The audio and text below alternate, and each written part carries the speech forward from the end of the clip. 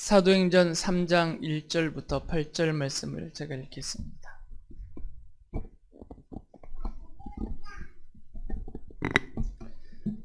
사도행전 3장 1절에서 8절입니다. 오후 3시에 기도 시간이 되어서 베드로와 요한이 성전으로 올라가는데 나면서부터 못 걷는 사람을 사람들이 떠매고 왔다. 그들은 성전으로 들어가는 사람들에게 구걸하게 하려고 이 못 걷는 사람을 날마다 아름다운 문이라는 성전 문 곁에 앉혀 놓았다. 그는 베드로와 요한이 성전으로 들어가려는 것을 보고 구걸을 하였다. 베드로가 요한과 더불어 그를 눈여겨보고 그에게 말하였다. 우리를 보시오. 그 못 걷는 사람은 무엇을 얻으려니 하고 두 사람을 빤히 쳐다보았다. 베드로가 말하기를 은과 금은 내게 없으나 내게 있는 것을 그대에게 주니 나사렛 예수 그리스도의 이름으로 일어나 걸으시오 하고 그의 오른손을 잡아 일으켰다. 그는 즉시 다리와 발목에 힘을 얻어서 벌떡 일어나서 걸었다.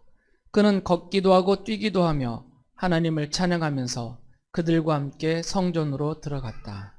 아멘. 수빈아, 숨겨.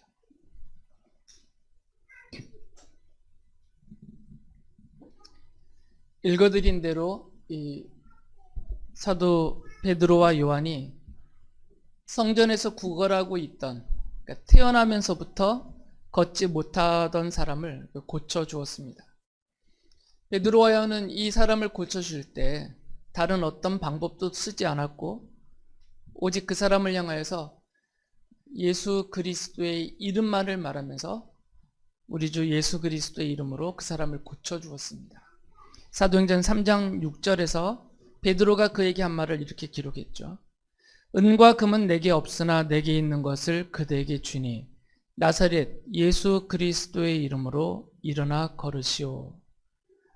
나사렛은 예수께서 사셨던 갈릴리의 마을 이름입니다. 나사렛에서 사셨던 거기서 오신 예수 그리스도라는 그런 표현이죠. 베드로가 그 사람에게 이렇게 말하면서 그 사람의 손을 잡아 일으키니까 원래는 날 때부터 일어나지 못했던 사람인데 사도행전은 그 사실을 이렇게 3장에 자세하게 설명해 놨죠. 그의 다리와 그의 발목에 힘이 들어가서 그가 일어났다는 거죠. 그냥 일어나기만 한 것이 아니고 일어나서 걷기도 하고 심지어는 뛰기도 하면서 하나님을 찬양하였죠. 그리고 베드로와 요한과 함께 이제 기도하러 성전에 들어갔던 것입니다. 이 모든 일을 사람들이 다 보았죠. 기도 시간이 되면 사람들이 성전 주변으로 많이 모이기 때문에 그것을 목격한 사람들은 이 일을 보고 이상하게 여겼죠. 그리고 놀랐던 것이에요. 그리고 그 일로 인하여서 많은 소란이 일어났습니다. 이들은 다 알고 있었거든요. 성전에 올 때마다 늘 그 자리에 앉아서 구걸을 하고 있었던 사람이니까, 오랫동안 봐왔던 사람이니까. 그랬던 그가 베드로와 요한의 손에 의해서 일어나고 걷고 뛰고 하나님을 찬양하는 모습을 보고 많이 놀랬던 거죠. 그때 베드로가 그들을 향하여서 이렇게 말을 하죠. 3장 12절에 보면 이스라엘 동포 여러분, 어찌하여 이 일을 이상하게 여깁니까? 또 어찌하여 여러분은 우리가 우리의 능력이나 경건으로 이 사람을 걷게 하긴 한 것처럼 우리를 바라봅니까? 라고 말을 하죠. 그러니까 우리는 우리의 이름이나 우리의 능력으로 또는 우리가 어떤 방법을 써서 이 사람을 고쳐준 게 아니라는 것이에요. 그러니까 우리를 쳐다볼 필요가 없다는 것이죠. 우리에게서는 뭐 아무것도 행한 것이 나타나지 않으니까. 그래서 그 다음에 그가 이렇게 말을 해요. 3장 16절에서 그런데 바로 이 예수의 이름이 여러분이 지금 보고 있고 잘 알고 있는 이 사람을 낫게 하였으니 이것은 그의 이름을 믿는 믿음을 힘입어서 된 것입니다. 예수로 말미암은 그 믿음이 이 사람을 여러분 앞에서 이렇게 완전히 성하게 한 것입니다. 이 문제를 가지고 또 많은 소란이 일어났었는데 그 이후에 사도행전 4장 10절에 보면 베드로가 다시 한번 강조를 하고 반복을 하면서 말을 하죠. 이렇게 말합니다. 여러분 모두와 모든 이스라엘 백성은 이것을 알아야 합니다. 이 사람이 성한 몸으로 여러분 앞에 서게 된 것은 여러분이 십자가에 못 박아 죽였으나 하나님이 죽은 사람들 가운데서 살리신 나사렛 예수 그리스도의 이름을 힘입어서 된 것입니다. 라고 말을 해요. 그러면서 4장 12절에서 베드로가 이렇게 선언을 하죠. 이 예수밖에는 다른 아무에게도 구원은 없습니다. 사람들에게 주신 이름 가운데 우리가 의지하여 구원을 얻어야 할 이름은 하늘 아래에 이 이름밖에 다른 이름이 없습니다. 라고 그가 말을 해요. 사도행전은 이 내용을 자세하게 기록하면서 지금 베드로와 요한을 예를 들은 거죠. 왜 그러냐면 베드로는 늘 사도들 전체를 대표하는 입장에서 주님을 대하였었던 사람이고 또 성경은 늘 베드로를 그런 위치에 놓고 그에 대해서 말을 하고 있기 때문에 지금 베드로가 하고 있는 이런 모든 말들은 베드로 개인의 생각, 베드로 개인만 갖고 있었던, 베드로만 갖고 있었던 그런 생각이 아니라는 거죠. 이것은 베드로가 대표하고 있는 사도들, 그리고 더 나아가서 이들의 복음 전파를 통하여서 그 예수 그리스도의 십자가 복음을 믿고 또 성령을 받아서 복음의 증인이 되어서 복음을 전파하는 모든 사람들을 대표하고 있어요, 지금. 그러니까 베드로가 한 이 말은 베드로를 포함한 성령을 받은 모든 전도자들이 복음의 증인으로서 복음을 전파하는 모든 사람들이 공통적으로 갖고 있었던 자세예요. 후에 바울과 바나바가 등장하라는데 이 바울은 또 이방인들을 향하여서 하나님이 택하고 보내신 복음의 증인이거든요. 이 바울과 바나바가 루스드라라는 곳에서 복음을 전하면서 이분들도 마찬가지로 그곳에서 한 분을 고치는데 날 때부터 못 걷던 사람이 있었어요. 이거는 사도행전 14장에 나오는 기록입니다. 사도행전 14장 8절부터 보면 나면서부터 못 걷는 어떤 사람이 있었어요. 베드로가 고쳤던 사람과 같은 상황이죠. 바울과 바나바도 이 사람을 고쳐주었습니다. 똑같은 일을 했어요. 그럴 때 이 루스드라는 이스라엘 땅이 아닙니다. 이건 이방인의 땅이고 이방신을, 그 당시에는 로마가 지배하고 있었던 시대이기 때문에 그리스 로마의 신들을 섬겼던 사람들이 살던 땅이에요. 그래서 그 루스드라에서 이 사람을 고치니까 그 광경을 목격했던 사람들이 이렇게 말을 했죠. 그 사도행전 14장에 보면 신들이 사람의 모습으로 우리에게 내려왔다. 그러니까 바울과 바나바를 보면서 이 사람들은 사람이 아니고 신들이 사람의 모습으로 우리에게 온 분이다, 이렇게 얘기를 한 것이에요.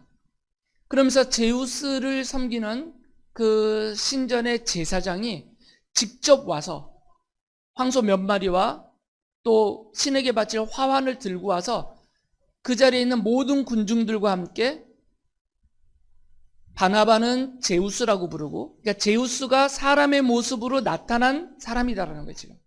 그리고 바울을 헤르메스라고 부르면서 헤르메스라는 신이 사람이 되어 나타난 모습이 이 바울이고, 제우스라는 신이 사람의 모습이 되어 나타난 그 모습이 바로 이 바나바라는 사람이다. 그러니까 이 두 사람은 사람이 아니라 모습은 사람으로 나타났지만 우리가 섬기는 신들이다. 제우스 신이고 헤르메스 신이다. 이러면서 바울과 바나바 앞에 그 황소를 바치면서 제사를 드리려고 했어요. 그러자 바울과 바나바는 자기들의 옷을 찢으면서 이 옷을 찢는 행위는 도저히 일어날 수 없는 일을 목격했을 때, 또는 이것이 절대로 아니다라는 것을 주장할 때 막 하는 행동이죠. 옷을 찢으면서 그 군중 무리 속으로 들어가면서 절대 이렇게 해서는 안 된다. 우리는 신이 아니다. 우리는 당신들과 성정이 똑같은 인간일 뿐이다. 우리에게 이렇게 하면 안 된다고 억지로 뜯어 말렸어요. 바울이 또 한 번은 빌립보에서도 귀신이 들려서 점을 치는 어떤 여종이 있었는데 이 여종을 바울이 또 고쳐줬습니다. 그 여종에게 들었던 귀신을 쫓아내 주었거든요. 사도행전 16장 18절 보면 바울이 그를 향해서 그 여종에게 들어가 있는 귀신을 향하여서 그가 내가 예수 그리스도의 이름으로 내게 명하노니 이 여자에게서 나오라라고 말했어요. 아무것도 안 했습니다. 그냥 명령만 했어요. 예수 그리스도의 이름으로 명령을 하니까 그 여인에게 들어가 있었던 귀신이 쫓겨나 버렸던 것이죠. 이것은 다 하나의 예입니다.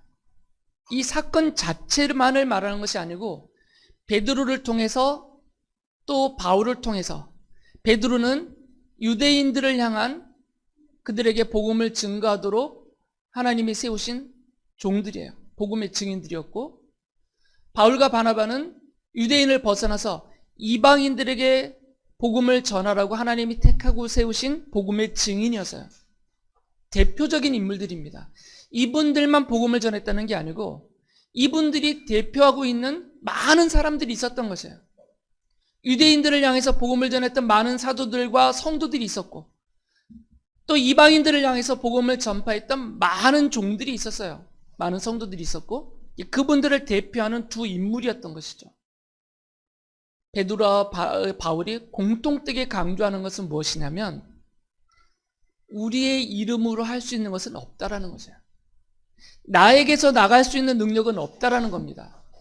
이분들이 공통되게 강조하는 것은 우리가 복음을 증거하는 것도 그리고 병자를 고치고 죽은 자를 살려내고 귀신을 쫓아내고 하는 이런 모든 능력도 나의 이름이나 우리의 이름, 우리의 능력이 아니라 이것은 오직 우리 주 예수 그리스도의 이름으로 그리고 그 이름이 선포될 때 그 이름으로 명할 때 그 이름을 증거할 때 약속하셨던 대로 성령 하나님이 그 자리에 임하셔서 이런 놀라운 일들을 일으키고 있을 뿐이다 라고 증거하고 있는 것이에요.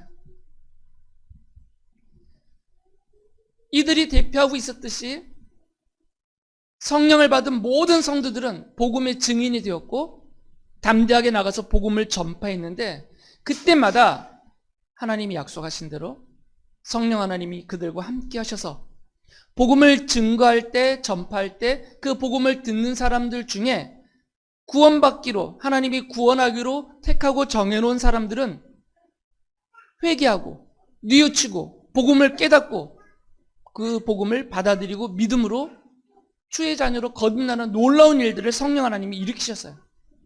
이건 베드로가 한 일이 아닙니다. 바울이 한 일이 아니고요. 어떤 능력이 있다고 자부하고 스스로 나서는 그런 사람들이 있다 하더라도 그들을 통해서 일어날 수 없는 일이에요.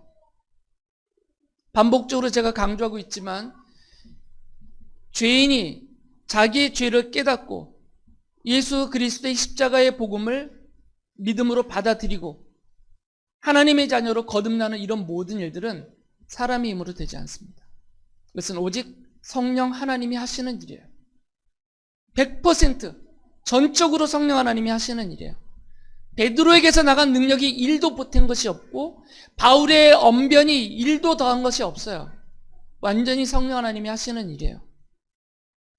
베드로나 바울과 이들이 대표하고 있는 복음의 증인들은 그냥 복음을 선포했을 뿐입니다. 예수 그리스도의 그 이름의 복음을, 그분의 십자가의 복음을 선포했을 뿐이고 복음이 선포될 때 이 복음 선포와 함께 성령 하나님이 일을 하셔서 사람들을 구원하셨던 거죠. 그리고 또한 예수 그리스도의 이름으로 선포했을 때 성령 하나님이 그 선포된 그 말씀에 함께 하셔서 귀신을 쫓아내 주시고 병자를 고쳐주시고 연약한 몸들은 온전케 회복시켜 주시고 또 사람으로 행할 수 없는 놀라운 표징들, 기적들, 그런 놀라운 일들을 일으켜 주셨던 것이죠. 바로 예수 그리스도의 이름으로 이런 모든 일들이 이루어지는 것이고요. 성령 하나님이 그 이름과 함께 이 모든 일들을 이루신 것이에요. 그래서 모든 복음의 증인들은 복음을 전파할 때마다 예수 그리스도의 이름으로 복음을 전파했던 것이죠.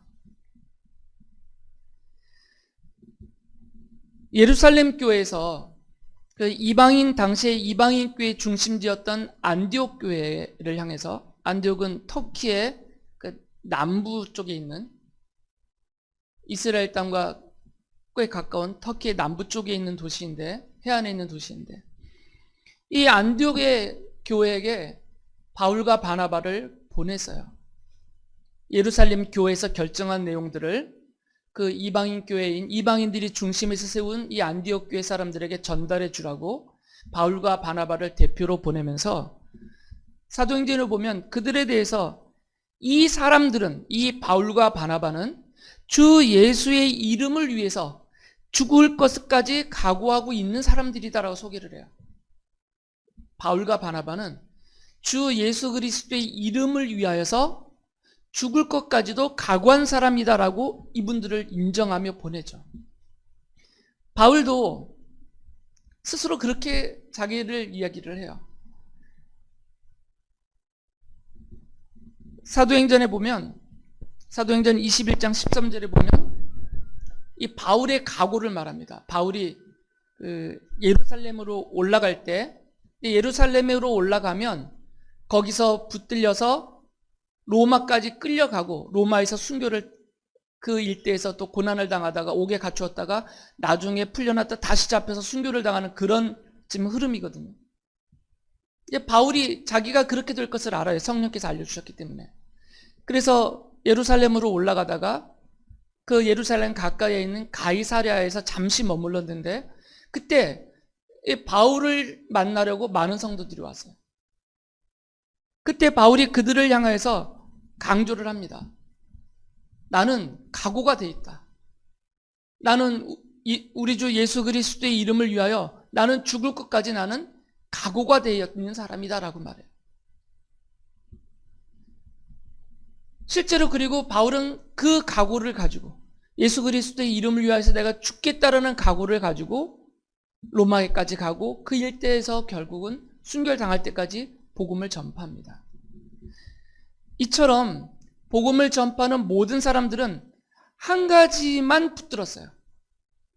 예수 그리스도의 이름만 붙들고 있었습니다. 다른 거 붙들지 않았어요.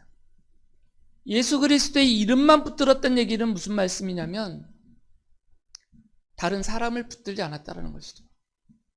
다른 사람의 이름을 부르지 않았다는 것이죠.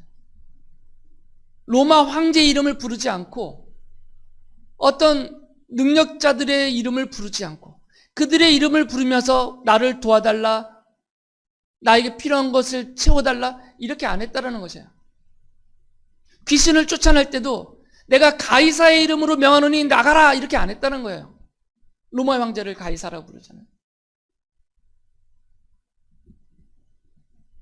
이집트의 왕을 가리키는 내가 바로의 이름으로 명령하니 나가라, 이렇게 안 했다는 것이죠.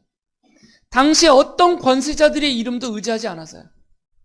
그들의 도움을 구하지도 않았고, 모든 이 복음 증거자들은 오직 하나, 예수 그리스도의 이름만 붙들었어요. 왜 그러냐면 약속이 있었기 때문에, 주님의 약속이 있었기 때문이에요. 요한복음서에서 주님이 제자들에게 약속하셨어요. 너희가 내 이름으로 구하는 것은 내가 다 들어주겠다라고 약속하셨어요. 그래서 제자들이 그 약속을 믿고, 그 예수 그리스도 이름의 능력을 믿고, 그리고 성령님이 그 이름이 선포될 때 함께 하겠다라는 약속을 믿고 오직 그 이름만 붙들고 복음을 전하였던 것이죠.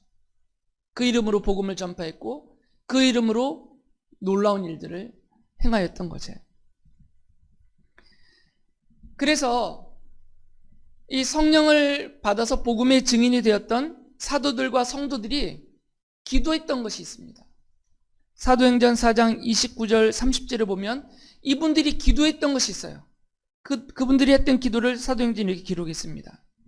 주님, 이제 그들의 위협을 내려다보시고 주님의 종들이 참으로 담대하게 주님의 말씀을 말할 수 있게 해주십시오. 그리고 주님께서 능력의 손을 뻗치시어 병을 낫게 해주시고 주님의 거룩한 종 예수의 이름으로 표징과 놀라운 일들이 일어나게 해주십시오. 이 모든 전도자들은 이것만 기도했던 것이에요. 주님의 이름으로 우리가 담대히 복음을 전파할 수 있게 해주시고, 주님의 이름으로 우리가 복음을 전파할 때 우리를 통하여서 이런 놀라운 일들, 말씀드렸던 병자들이 고침을 받는 일들, 귀신이 쫓겨나는 일들, 몸이 온전치 못한 분들의 몸이 회복되는 일들, 그리고 사람으로서는 도저히 행할 수 없는 오직 하나님만 행할 수 있는 그런 놀라운 일들을 우리가 행할 수 있도록 우리를 통하여서 그 일들을 이루어 주세요라고 기도를 했던 것이에요. 알고 있었기 때문이죠. 내 이름으로는 안 된다는 거예요. 김찬휘의 이름으로 명하노니 귀신아 나가라 그러면 안 나간다는 거예요. 베드로가 나 베드로의 이름으로 명하노니 귀신아 나가라 그러면 안 나간다는 것이죠. 바울이 나 바울의 이름으로 내가 너를 고치겠다 하면 안 고쳐진다는 얘기예요. 자기의 이름 갖고는 안 된다는 거죠. 약속이 없으니까. 내 이름에는 하나님의 약속이 없습니다. 그리고 내 안에 있는 능력이라고 해봤자 무엇이 있었겠어요? 아무리 손을 잡고 꽉 잡는다고 일어나겠습니까? 아무리 손을 꽉 잡고 억지로 일으킨다고 그 사람의 다리에 힘이 들어가고 발목에 힘이 들어서 그 사람이 걷고 뛰고 하겠냐고요. 안 되는 거죠. 머리에 안수한다고 손을 얹고 아무리 꽉 짓누른다고 해서 그분에게서 역사가 일어나겠냐고요. 사람의 이름과 사람의 능력으로는 안 된다는 거죠. 이걸 알았기 때문에 사도들과 성도들은 복음의 증인이 된 자신들의 사명을 알기 때문에 이제 복음은 전파해야 돼요. 그러나 두려워요. 왜 그러냐면 자기들에게는 힘이 없으니까. 예수님을 죽였고 야고보 사도를 죽였고 이런 박해와 핍박이 계속해서 일어나잖아요. 자기들도 분명히 이 복음을 전하면 동일한 핍박을 받을 것인데 위협을 당할 것이고 두렵죠, 당연히 사람으로서. 그러니까 담대하게 해달라는 것입니다. 그리고 주님이 행하셨던 그대로 이 복음 전파가 더 효과적으로 사람들에게 전달되게 하기 위한 방편으로서 이런 놀라운 일들이에요. 병을 고치든지 귀신을 쫓아내든지 몸을 치유해 주든지. 그 자체가 목적이 아니라 병을 고치는 게 목적이 아니고 귀신을 쫓아내는 것이 목적이 아니고 이런 일들을 통하여서 예수 그리스도의 이름이 선포되고 복음이 그에게 그와 그 주것을 목격하는 사람들 앞에 증거되게 효과적으로 이런 일들이 일어나게 하기 위해서 이 기도를 하는 것이에요. 내가 능력자가 되게 해달라는 것이 아니고. 이처럼 성령님을 받아서 복음의 증인이 되었던 모든 성도들은 오직 예수 그리스도의 이름만 붙들고 그 이름으로 복음을 전파했던 것이에요. 그렇기 때문에 당연히 이분들은 보상을 기대하지 않았습니다. 내 이름으로 했으면 보상을 은근히 기대할 수도 있고 그것에 대한 보상으로 주는 영광이나 명예나 재물들을 슬그머니 받을 수도 있어요. 내가 했으니까. 그러나 이분들은 그렇게 하지 않았습니다. 내가 한 것이 없으니까 받을 수가 없었던 것이에요. 바울과 바나바를 신으로 모시려고 했을 때 그들이 그 제사를 받을 수가 없었어요. 자기들이 한 것이 아니니까. 사람들이 제물을 바치려고 할 때 개인적으로 그것을 착복할 수가 없었어요. 다 교회를 위해서 내놨지. 내가 한 것이 아니니까. 하나님이 하셨는데 성령님이 하셨는데 그거를 내가 가로채면 큰일 나잖아요. 그러니까 이분들은 오직 한 가지, 예수 그리스도의 이름만 영광을 받도록, 오직 우리 주님만 높임을 받도록 자기들의 이름을 부정하고 스스로를 완전히 낮췄던 것이에요. 그래서 성령 하나님이 이러한 자세로 오직 예수 그리스도의 이름만 의지하고 그 이름으로만 복음을 전파할 때 그들에게 함께 하셨고 약속하셨던 대로 그들의 전파하는 복음을 듣는 사람들이 회개하고 믿고 돌아오는 구원하는 역사를 일으켜 주셨고 또 그들이 선포할 때 이들을 통하여서 병자와 고침을 받고 귀신이 쫓겨나게 되는 불구자들이 치유되는 이런 놀라운 일들을 일으켜 주셨던 것이에요. 지금도 동일합니다. 이 약속은 지금도 동일합니다. 사도들 때 초대교회 예루살렘 성도들 때만 일이 일어났었고 끝난 것이 아니에요. 왜 그러냐면 이 복음 전파를 위해서 지금도 성령님은 성도들에게 임하시기 때문이에요. 그리고 모든 성도들을 복음의 증인으로 삼으시고 복음을 예수 그리스도의 이름으로 전파하게 하시기 때문에 그럼 당연하죠. 약속이 이루어지는 것이에요. 그래서 지금도 성령님은 이 약속을 이루어주고 계십니다. 여러분이 증거하는 복음에 능력을 더하셔서 사람들이 구원 얻게 만드세요. 여러분이 기도할 때, 여러분이 손을 얻을 때, 손을 얹을 때 병자들이 일어나는 고침과 치유함을, 회복함을 얻게 되는 놀라운 일들을 지금도 일으키고 계세요. 우리의 이름과 우리의 능력으로 하는 것이 아니기 때문이죠. 또 한 가지는 이 성령을 받은 성도들은 이렇게 예수 그리스도의 이름으로 복음을 전파했지만 동시에 또 예수 그리스도의 이름으로 살았어요. 내가 복음의 증인으로 복음을 전파하는 일도 해야 되지만 나는 복음의 증인으로서 성령을 입은 사람으로서 하나님의 거룩한 백성으로서 또 살아야 돼요.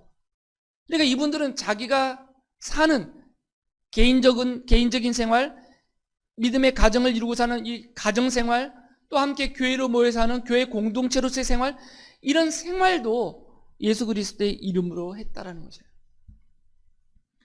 사도행전은 그 예를 들고 있는데 사도행전 4장 마지막 부분과 5장 초반부를 보면 두 인물을 예로 세워요. 먼저는 바나바라는 사람을 세우는데 이 위로의 아들이란 뜻입니다. 바나바는 본명은 요셉이에요. 이 바울 사도와 함께 이 놀라운 일들을 하셨던 바로 그 바나바입니다.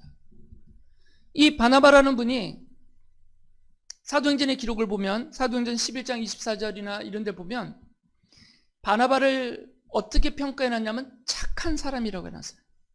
바나바는 착한 사람입니다. 그리고 성령과 믿음이 충만한 사람이라고 표현해 주었어요. 바나바에 대해서 이렇게 설명을 하는 것이죠. 그리고 사도행전 15장 26절을 보면 이 바나바는 바울과 함께 예수 그리스도의 이름을 위하여 자기 목숨을 내어놓은 사람이라고 그랬어요. 이런 사람이에요. 그 바나바가 좀 넉넉한, 경제적으로 좀 넉넉한 상태에 있었습니다. 그래서 바나바가 자기의 땅을 팔았어요. 그 밭을 팔아서 그 돈을 사도들의 발 앞에 내어놓고 우리가 저번 주에 말씀드렸듯이 교회 공동체 안에 가난하여서 끼니를 해결하지 못하고 굶주리는 많은 분들이 있으니까 그분들의 필요를 채워주도록 사도들의 발 앞에 이것을 땅을 판 돈을 그대로 다 내어놨어요.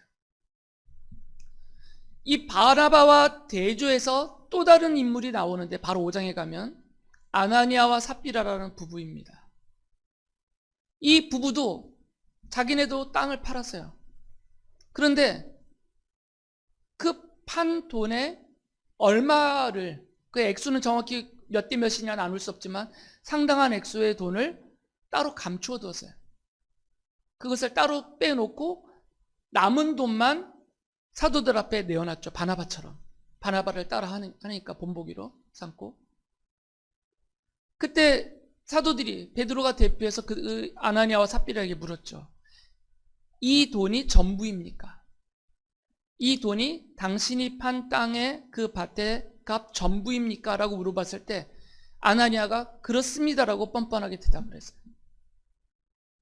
먼저 아나니아가 왔었고 나중에 또 아나니아가 죽고 난 다음에 삽비라가 왔을 때 삽비라도 동일하게 그 부부가 둘 다 똑같은 생각과 똑같은 마음으로 그렇게 대답을 해요.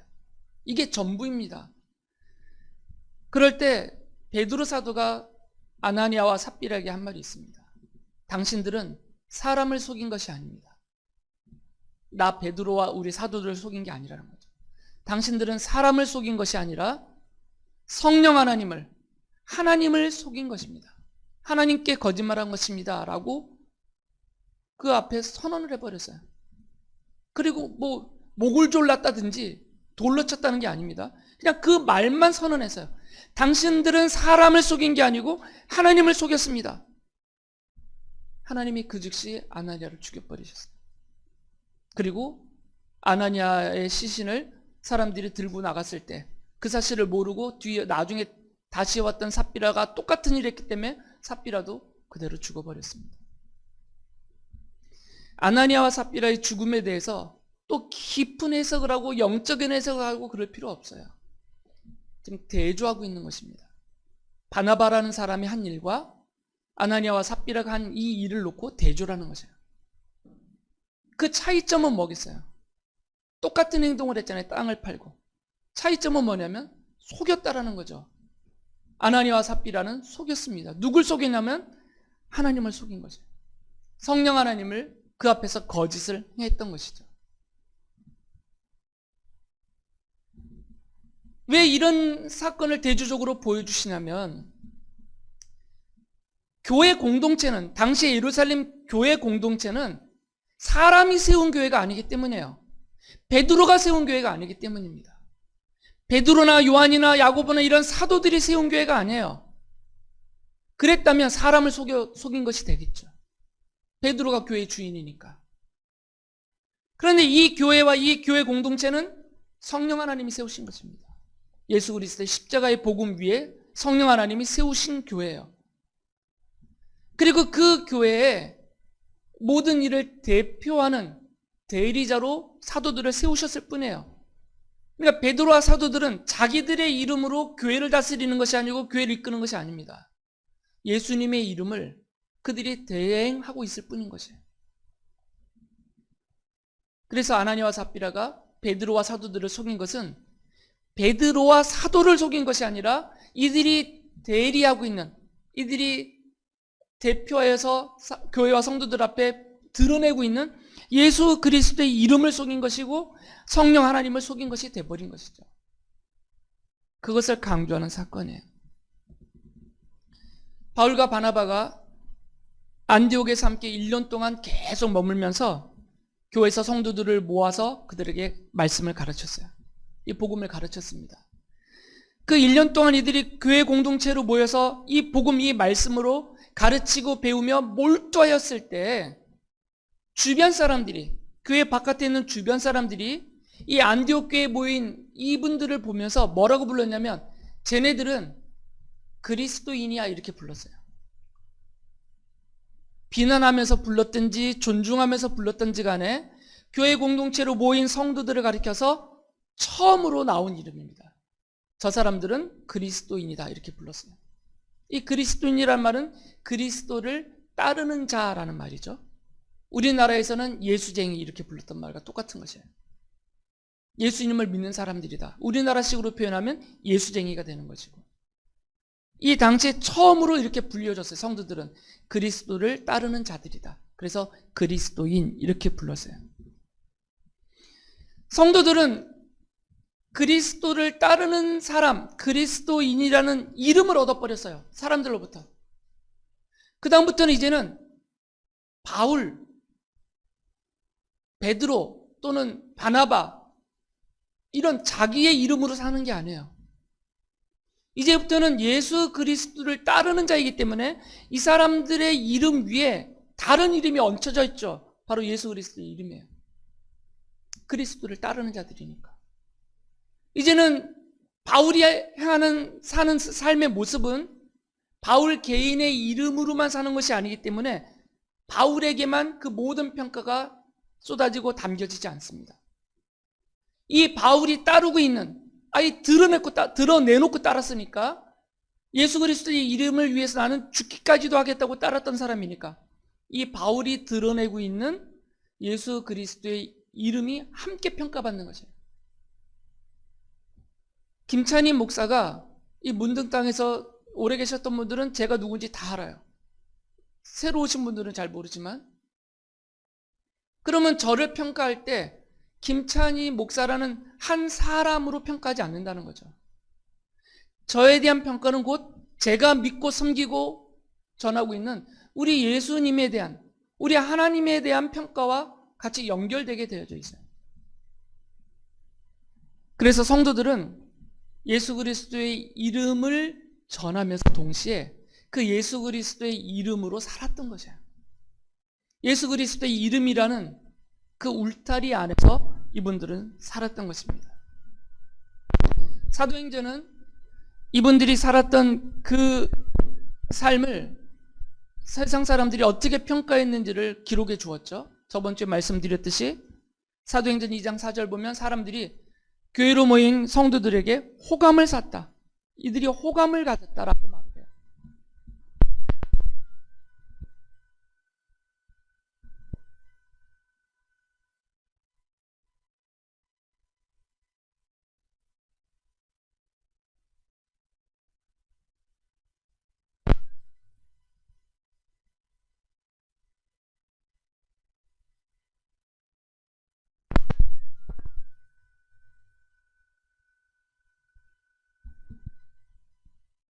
이곳에 지금 전류가 일정하지 않아가지고 자꾸 쇼크가 들어가서 꺼집니다.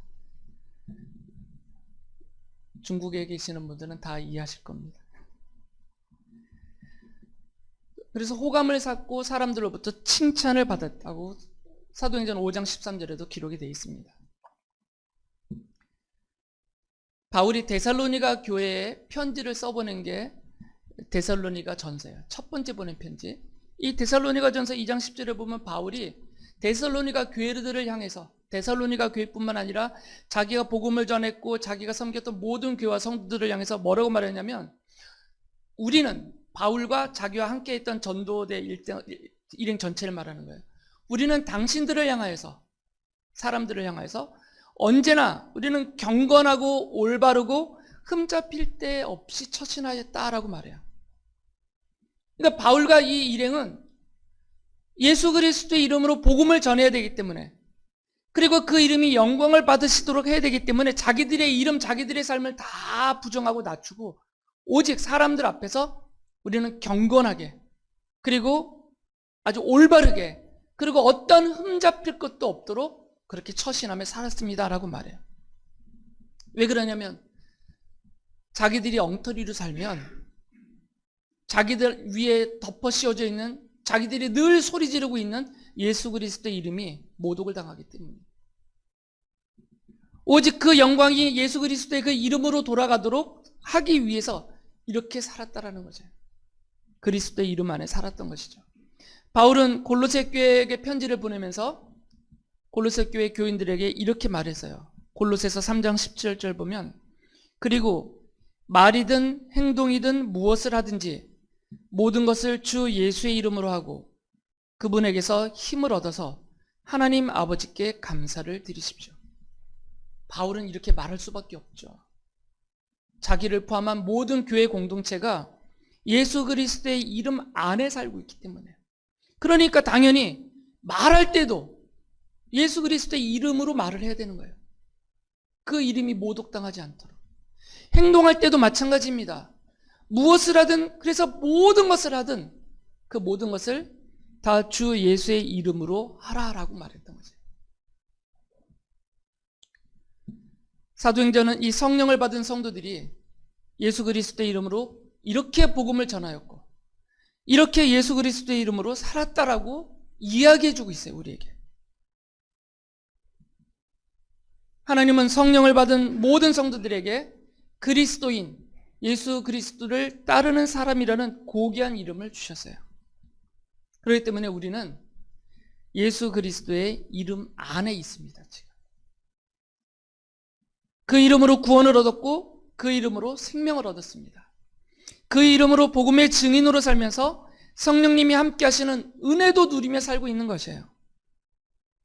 우리 성령 하나님은 성도들이 예수 그리스도의 이름을 믿음으로 힘입어서, 그 이름을 믿음으로 그 힘을 입어서 놀라운 일들을 행할 수 있게 하고 계십니다. 지금도 성령님은 성도들 곧 여러분들을 통하여서 예수 그리스도의 이름이 영광을 얻으시도록 여러분들 모든 성도들과 영원히 함께하고 계십니다. 모두 다 예수 그리스도의 이름으로 복음의 증인으로서 사시고 또 예수 그리스도의 이름으로 그리스도인으로서 살아가는, 그래서 그 이름이 온 천하에서 영광을 받으시도록 하는 신실한 종들이 되시기 바랍니다.